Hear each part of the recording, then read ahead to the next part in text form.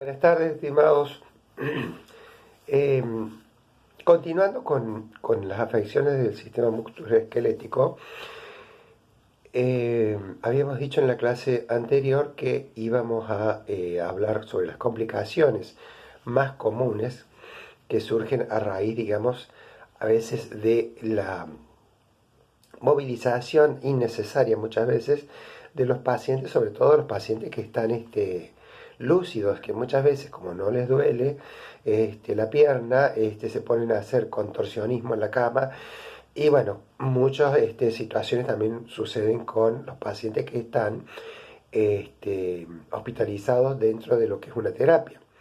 ¿Por qué? Porque a veces están con drogas sedantes y entonces cuando empiezan a despertarse, porque los tienen que valorar neurológicamente, empiezan a moverse para todos lados, bueno, y todo ese movimiento origina complicaciones. Una de las más comunes es el síndrome de la embolia grasa, que es el desprendimiento de un émbolo grasoso.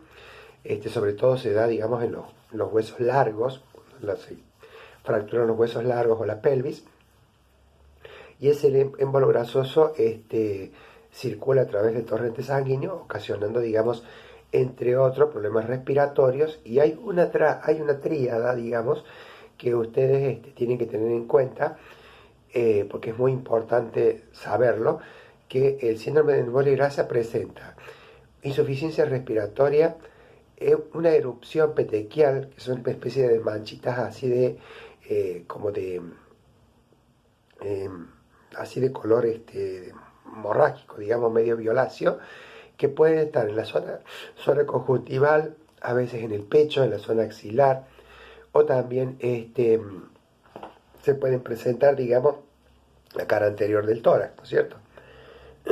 Perdón. Y también en la alteración del estado de la conciencia. Normalmente cuando ustedes están con insuficiencia respiratoria, recuerden que un paciente que tiene una insuficiencia respiratoria, hay una disminución, digamos, del porcentaje, no, de la presión de oxígeno. Entonces ese oxígeno que no llega al cerebro va a producir un deterioro de la conciencia.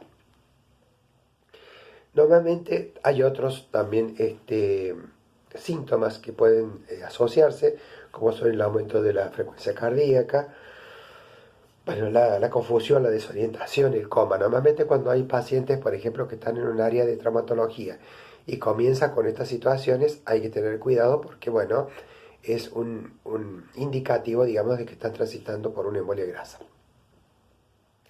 Otro de las situaciones que suceden, pero esta a veces en forma más temprana, es el síndrome compartimental, que ya los habíamos adelantado de alguna forma, o síndrome de aplastamiento, también lo pueden ver ustedes en otras bibliografías, y les habla de que es el aumento de la presión intracompartimental dentro de un compartimento que compromete la función neurovascular de los tejidos en el interior de ese espacio. Y ahí les abro un poco la etiología para que ustedes se ubiquen más o menos a qué se refiere esto. Se los leo. Dice, las capas gruesas del tejido, denominadas fascia, separan grupos de músculos entre sí en los brazos y en las piernas. Dentro de cada capa de la fascia se encuentra un espacio llamado compartimento, que incluye tejido muscular, nervios y vasos sanguíneos. Esa fascia no se expande, de manera que cualquier inflamación de un comportamiento ocasionará aumento de la presión en esa área, lo cual comprimirá los músculos, los vasos sanguíneos y los nervios. Cuando la presión es alta, el flujo de sangre del compartimento se bloquea, lo cual puede ocasionar lesión permanente en los tejidos descriptos. Si la presión dura tiempo considerable, la extremidad puede morir y será necesario amputarla, para que vean lo peligroso que es. Entonces, normalmente el principal síntoma es el dolor que no cede a los analgésicos. Vamos a ver la palidez de la piel, la disminución de la sensibilidad, la debilidad. Acá, por ejemplo, vamos a notar, por ejemplo, si es en los pies fríos, inclusive con tonalidad pálida. No vamos a palpar el pulso pedio, o sea, como hay como esas indicativos, digamos, de que está transitando también por un síndrome compartimental. Normalmente se va a dar más en los pacientes que tienen yeso. ¿M? Pero bueno, no están exentos a aquellas pacientes que tengan tracción también, ¿no? Bueno, aparte, este síndrome se puede originar desde el mismo momento del accidente. O sea, de pronto tiene un síndrome de aplastamiento, se le cae, por ejemplo, ha pasado muchas veces eh, personas que han llegado, obreros de fábrica, en que los ha aplastado una máquina y bueno, ese miembro, digamos, no fue viable y hubo que amputarlo. Entonces ustedes tienen después los cuidados de enfermería, que lo vamos a charlar un poquito más cuando estemos en clase.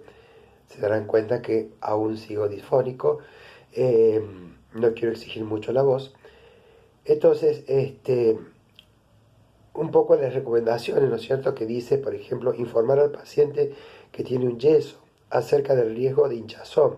Se debe informar al médico de inmediato si el dolor por debajo del yeso aumenta a pesar de estar elevada el área y tener analgésicos. ¿Acuerdan ustedes que hablamos uno de los cuidados de enfermería que el miembro enyesado, tanto sea en el miembro superior o en los miembros inferiores, tiene que estar elevado?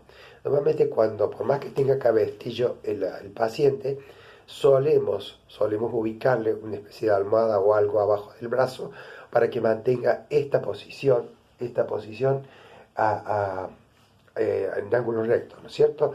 Entonces, lo mismo pasa con los miembros inferiores. Entonces, bueno, la elevación del miembro va a hacer de que no se inflame tanto, digamos, la zona distal. También es recomendable la aplicación de hielo local.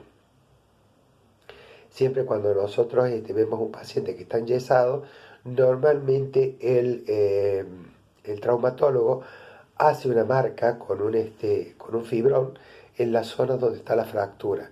Entonces, bueno, en esa parte nosotros aplicamos hielo local, que obviamente a través del yeso va a pasar ese frío para ayudar a desinflamar. Vamos a después ver mejor cada uno de los cuidados de enfermería que puedan ser necesarios tener en cuenta. Y cuando hablamos de la amputación, hablamos, digamos, de una extirpación quirúrgica de una parte del cuerpo, como bien lo decíamos recién. Y pueden ser, según los criterios, pueden ser absolutos y pueden ser relativos. Y acá está lo que les vengo adelantando, digamos, en este tema. Los absolutos, digamos, es cuando de pronto en un accidente hay una fractura con pérdida total del nervio tibial posterior, por ejemplo, fracturas con pérdidas masivas de partes blandas, gran contaminación, gran conminución ósea, conminución en las conminutas, ¿no?